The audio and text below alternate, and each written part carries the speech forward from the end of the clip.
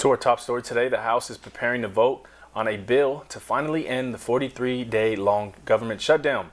The bill that already cleared the Senate funds the government through the end of January, and if it passes, President Trump could sign it into law tonight, reopening the government. That's right, but questions remain about how quickly air travel can get back to full capacity and when SNAP recipients will get their full food assistance. NBC's Alice Barr is in Washington with the details.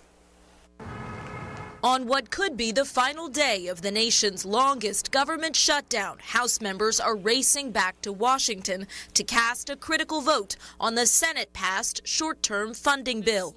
Welcome back from your taxpayer-funded 7-week vacation. Democratic leadership slamming the House Speaker's move to keep members out of session while the shutdown dragged on, as Republicans pin the pain on Democrats. For 42 days and counting, Democrats have held the country hostage.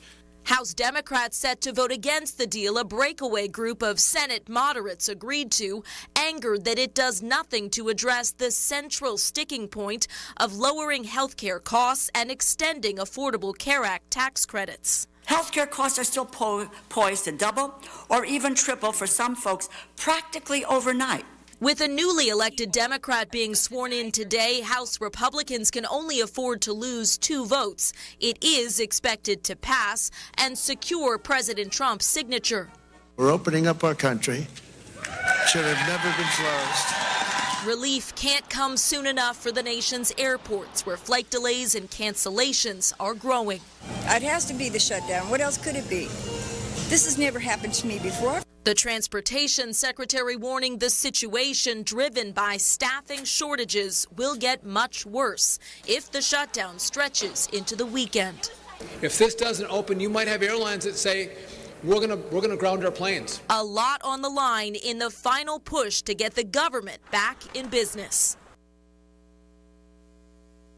Even if the funding bill passes and President Trump signs it tonight, officials are warning a shutdown is not an on-off switch. Airlines say they won't be able to bounce back to full capacity right away. Delays also likely for the 40 million Americans waiting for full SNAP food assistance benefits. In Washington, Alice Barr, NBC News. Thank you, Alice.